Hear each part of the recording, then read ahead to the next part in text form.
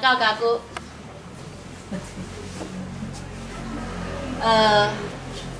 达摩拉母语共学园，它叫做达摩拉母语共学园，之前叫马古达爱母语共学园，是以地名。那达摩拉文教协会是在去年才成立的，前年。会用达摩拉这个名称，它是南瓜的意思，因为我们希望这个共学园的方式概念，它可以像南瓜生命力这么强盛，它可以在很高的地方，也可以在很多杂草的地方，也可以在很肥沃的地方，也可以在很贫瘠的地方落地生根。然后还有达摩拉这个用词，因为阿美族你不要看阿美族很多单字啊，这个部落跟那个部落用的不一样，可是南瓜这个词几乎在大部分部落都用的一样，所以我讲达摩拉不会这个部落听成是黄瓜的意思，那个部落听成，所以我们取了这个名字。那我是南告，30岁之后我叫南告，我有汉名，我要介绍我的汉名，因为这是追本溯源，因为我是汉人，我的汉名是林淑照。如果要从林淑照讲到南告的故事，你可能要听我讲3天3夜。可是现在我只有半小时，你只能听我讲15分钟。那我只能就为何开始。2012年，应该是说20年前呢，2012再更前一点。20年前我去到港口部落，我一开始是当老师，那后来噼里啪啦那个原因，我在2012年带3个孩子。这么快就有3对，因为那边要讲3天3夜。2012年我带3个孩子在部落自学，然后2015年的时候，部落一群家长就过来说，我们可不可以用你认为的教育方式来带部落的孩子进行全母语教育？结果2015年2月的时候，我们就从房间，这是我家的房间，从房间开始，部落的孩子召集进来，然后就在那里进行了1个礼拜的全母语。然后呢，这些家长原来这就是全母语教育。然后1个礼拜过后，我就说好，1个礼拜结束啦。那家长就说我们必须继续，因为他说我们的孩子不会母语，你的孩子从小在家讲母语，我们必须继续。我说继续，好吧，继续。继续怎么继续？就赶快在家里本来是一片脏乱的地方，赶快隔出一个地方，放了很多杂物，隔出一间教室，家长们帮忙，然后就隔出了一间大约不到10平的地方当教室，很长。我们在教室里面进行什么事情呢？一早就是进行30到40分钟左右的这样子，根据4季，春夏秋冬有这样子的念谣歌谣，开始带着孩子一起做。那时候我已经开始带一个部落的妈妈当老师，因为我是汉人，我的母语其实是不标准的，要讲这个要讲3天3夜。然后我们会带孩子在种菜，我们每个我们也会怎么会这样？我们也会带孩子到部落里面，散步，认识部落。然后呢，我们的点心是吃水果，小孩子借由吃水果就可以认识4季的水果。那我们的课程里面还会带小孩子做点心烘焙，完全非常生活化的，就是这样子，从生活当中他就学会。那我们的课程里面最重要有一个4季节庆，在4季节庆里面，我们会带孩子做一些很崇敬大自然的事情，包括耕种或者是一些祭仪。那不同的季节做不同的耕种，它会在不同的季节收获。在春天的时候，我们会带小孩子去做阿美族最最值得一称的石头火锅，带小孩子去海边认识麦饭石，自己捡，自己去采集野菜。然后夏天的时候，我们会让小孩子有1个礼拜的时间在海边做海边食物的采集。他采集的过程当中，他就认识的那些食物的名称。然后采集1个礼拜之后就是节庆。那每天还会在课堂上进行这个母语说故事，用偶的方式，让孩子也自然而然听故事学母语。那前2周是由老师来带，后2周就是小孩子就抢着哦，今天轮到谁，就会用一个念牙的多多聊聊英文行不？今天你可以上来，他就好高兴哦，轮到我。然后我们的下课时间是在户外这样子，就像他们的父母亲，就像部落古时候在大自然当中玩耍这样子的方式在进行。他可以爬树，我不像其他有的学校，他是禁止孩子爬树的。我们认为那样子对孩子不是健康的教育。那部落的人有做有机耕种，我们也会去做这些耕种的帮忙。除了这些传统之外，我们也会用现代的艺术进入孩子的课程。然后你不要以为阿美族的孩子好像什么都很野，其实有一些孩子因为媒体啊、电视啊或父母的保护啊，他其实接触大自然的机会没有像以前那么多。那有的孩子一开始去海边，他可能连那个东西都不敢碰。可是经过我们这样子的教育的陪伴，那在孩子生日的时候，我们每一个老师会去手做礼物，同学们也会手做礼物给这个生日的孩子。那节庆的时候，我们会用很内在前进的方式，让孩子去感受那些看不见的存在着。就是除了传统的生活，我们也呈现给孩子最美丽的教育品质，由生活当中就来呈现出一些美感的东西，让孩子感受。所有的这些是因为我们要教育一个现代的阿美族孩子认识自己，他是现代的，然后不是只是固守传统，他有一些东西可以长出来。那我们的5年来累积的这些教材呢，是非常非常惊人。这是各月份我们创作的东西，把每天这个半小时里面要做的东西创作成春夏秋冬适合生活的文化东西，全部融入这个歌曲里面。5年来里面，我们创作的这些东西已经超过120首故事，把故事阿美族语化，已经有12个。那经过这样一届又一届的毕业，有一些父母亲就说：“你的孩子在家自学，我们也想在家自学。”我就说：“好吧，要在家自学，那我就在办国小部。”所以现在我们除了3到6岁全母语的幼儿教育之外，我们也针对目前国小已经到1到3年级了。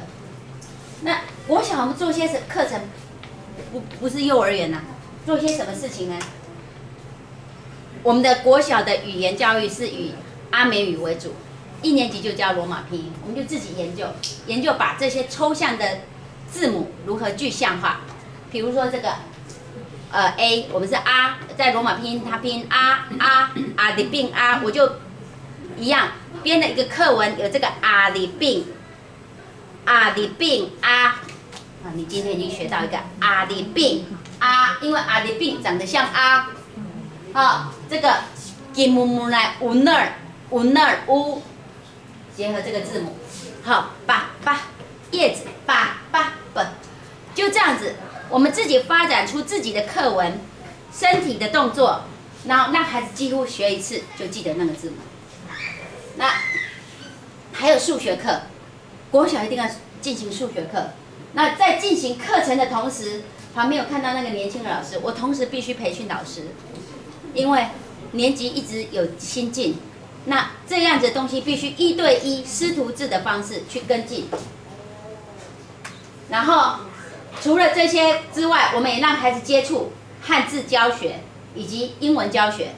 它并不是说封闭的说，我们是阿美族，所以我们就只学阿美族的东西。要让他知道什么是现代阿美族，我如何跟外界沟通。然后，在数学的课程部分，我们花最多的时间阿美族化。体制内的教育，它有所谓的什么各种语言的分配，在我们的共学园里面，阿美族用的比例大概是60%到70%，有一些真的很难用。阿美语的部分只好用阿美语，像这个加减乘除，其实平常生活不会用到，可是数学会用到。然后加跟减，在部落在报账的时候，就是在丰年祭之后的那些会计组在报账会用到加跟减，可是现在孩子几乎已经不会用到了。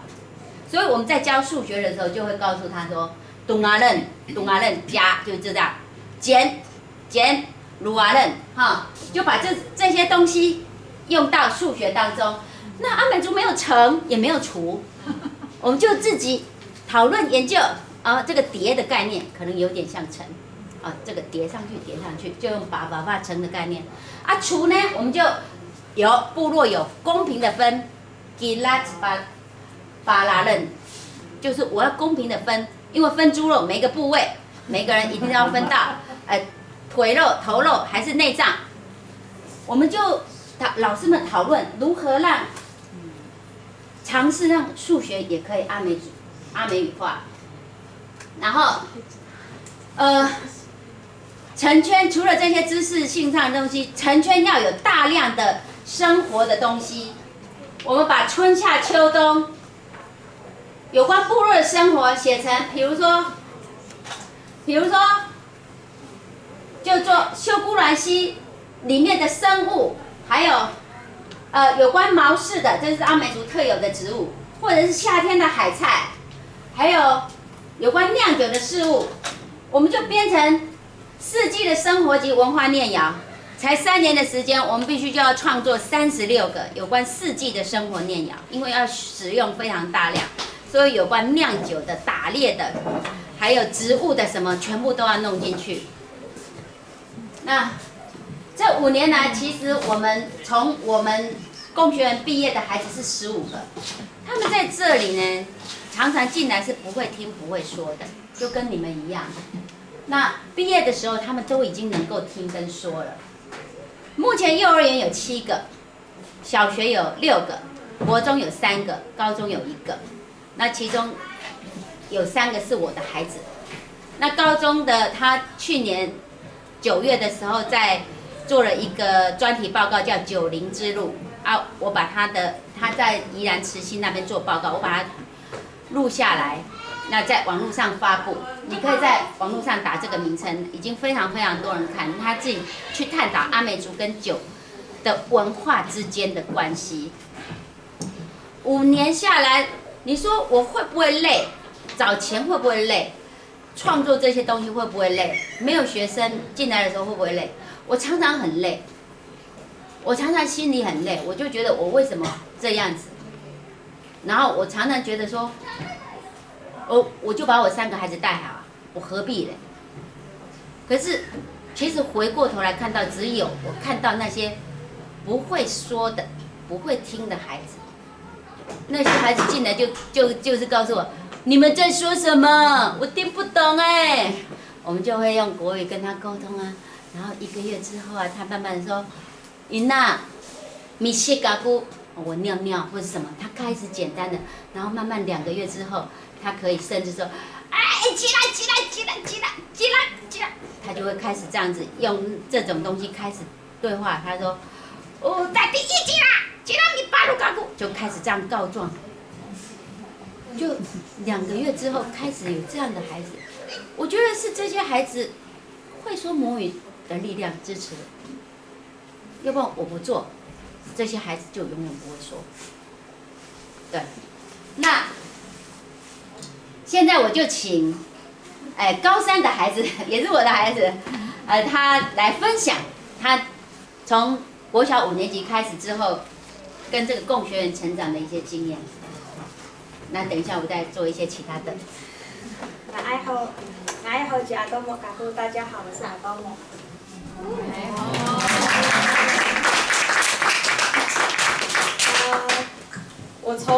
5年级开始自学，到现在已经有8年了。然后我在今年的6月份，就是会完成我的高中的学业，然后毕业。那在这8年当中，其实很多人都会问我说，你自学是在学些什么？那自学是什么东西？其实我真正开始是完完全全自己学习，自己找课程、找老师、找资源，是在我国3的时候。那时候国3那一年，我跟台东的布农族人就是参加了他们一个内本路的回家行动。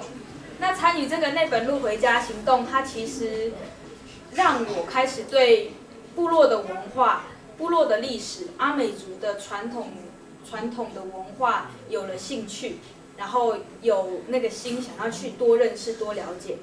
所以我开始到部落里面，然后去拜访部落的老人家，访问部落的老人家他们的生命史。透过这些老人家的生命史，我慢慢的一点一点去拼凑出我们港口部落过去的历史的样貌。因为这些历史是学校不会教，老师不会教，课本上也不会写的历史，所以我必须去一个一个访问这些老人家，70岁、80岁、90岁的，然后去拼凑出我们港口部落真正的那个历史。那除了去访问这些老人家的生命史之外，我也跟其他的老人学习一些我们阿美族的传统技艺，像是酿造、酿酒，或者是腌制，就是我们的传统饮食文化。然后也同时去学习编织，还有歌曲跟舞蹈。我也会跟着我的爸爸上山下海，去海边学习采海菜啊，然后采集螺贝类，跟认识海边的生物。也去山上学习狩猎文化。然后这些我所学习的东西都会被我用文字，透过文字跟图画的方式去被记录下来。在去年的9月，我在宜兰的慈心高中发表了一个，应该是说分享了一个关于酒的专题报告，叫做《酒灵之路》乌拉拉努尼大国拜。那这个酒灵之路的专题，它其实是我去探讨酒这个东西，它在早期我们阿美族的文化是什么样子，还有为什么我们现在原住民跟酒之间是这样子的一个感觉还蛮负面的一个关系。所以我也是去部落找部落的老人家，跟他们聊天啊，然后问他们说，你们早期部落酒你们是如何使用的？什么时候酿酒？什么时候喝酒？我也去拜访阿美族的祭司，参与一些我们阿美族的传统祭典仪式，从祭仪的角度，从祭司的这个所谓的灵官的角度去看到酒，它在我们阿美族的文化里面是有什么样子的地位，然后有什么样子的用途。我也去找了一些朋友，他们对于台湾的原住民的近代史有着就是认识跟了解，从他们口中我也慢慢的去认识到说，酒这个东西它是怎么样子的去演变，然后变质变成现在的这个样子。那透过这个专题，我其实学到了很多台湾跟原住民之间的近代历史，还有我也对我自己族群我们阿美族的酒文化有了更深一层的认识跟了解。我小时候我其实就是在部落里面，我们是少数真的是全母语环境这样子的家庭，所以小时候到部落里面，可能跟我同年龄的孩子他们都说中文。但是这5年来，有一个母语共学园在我们部落诞生了，然后所以我就看着部落那些原本不会说、不会听、都只会讲中文的弟弟妹妹，他们来到这个共学园，然后他们在这个共学园里面，可能短短4个月，有的很快2个月、3个月，他们就会说、会听，然后用自己的母语唱歌，用自己的母语沟通，然后在那样子的环境当中，他们去学习我们祖先的文化。其实作为他们姐姐的我看到了，心里是一种感动跟开心，就是感动说这样子的一个那么美好的文化，它至少不会被垄断，然后它至少可以被延续下去。那看到那些孩子，他们是可以非常有自信的，而不是很自卑，然后因为自己的身份，或者是因为自己的这样子的文化而感到羞耻的这样子生活在现在这个时代。他们是因为可以说自己的母语，然后学习祖先的文化，所以有对自己的身份有一个很好的一个认定感、肯定这样子。那这样子的共学园，它其实很不容易，很不容易，它非常需要大家的支持。那这个支持，它不是说，他们学阿美族语的，所以就阿美族人去支持就好了，不是这样子，而是共同生活在这块土地上的大家，我们一起去支持他，去支持这个共学园，让他在做的事情，然后让这些孩子，让这个共学园，它可以为这个世界文化留下一个很重要的资产。那直接说的话啦，就是你可以用在你的能力范围内的方式去做任何帮助这个共学园的事情，因为它让部落的孩子可以有自信，让部落的孩子知道自己是谁。像是我知道我是谁，我就很有自信站在这里跟你们分享我所做的事情，然后我知道我的根在哪里，所以我很稳的站在这边。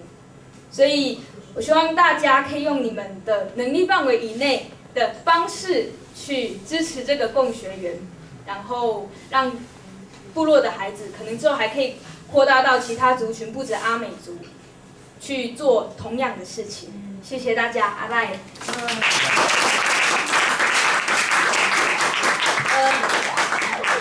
为什么需要支持？因为我们目前在做的事情，包括我要培训新的老师，新的一年会有新的1年级进来，然后会那我就必须培训新的老师。那我也希望可以再去办教学研习，因为我相信体制内也有很多老师，原住民老师，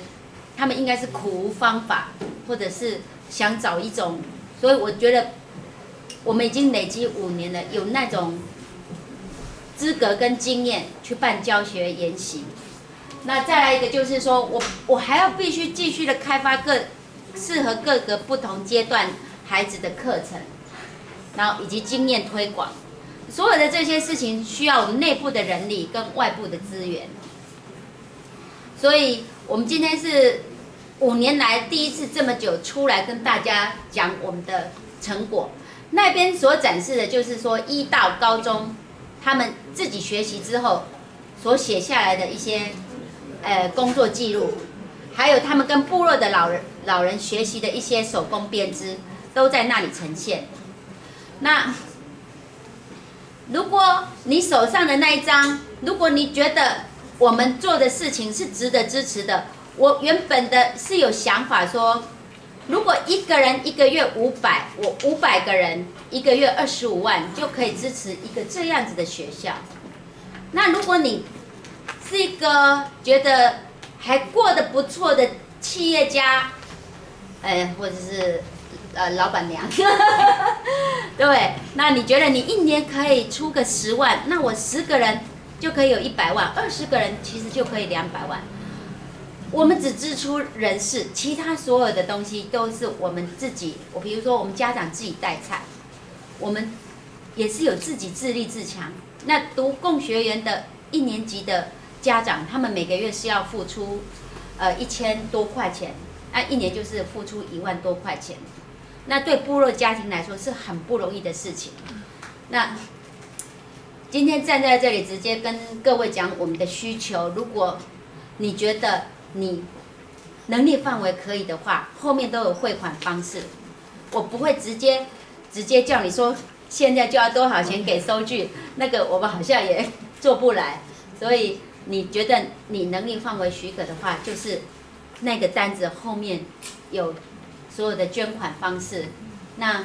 刚刚店长有跟我说，有一些老人家不方便，他想要现场捐也可以。我们那边有准备一个箱子，外面有准备一个箱子，你等一下觉得自己在这个现场，那我更希望的是定期定额小额捐，或者定期定额大额捐，哎，这样的方式我直接讲了，厚着脸皮，好，大概因为我们未来要做的事情就是这些，谢谢尹娜老告，给他鼓个掌。你们不觉得我身为一个汉人做了那样子很阿美族的歌曲有点厉害吗？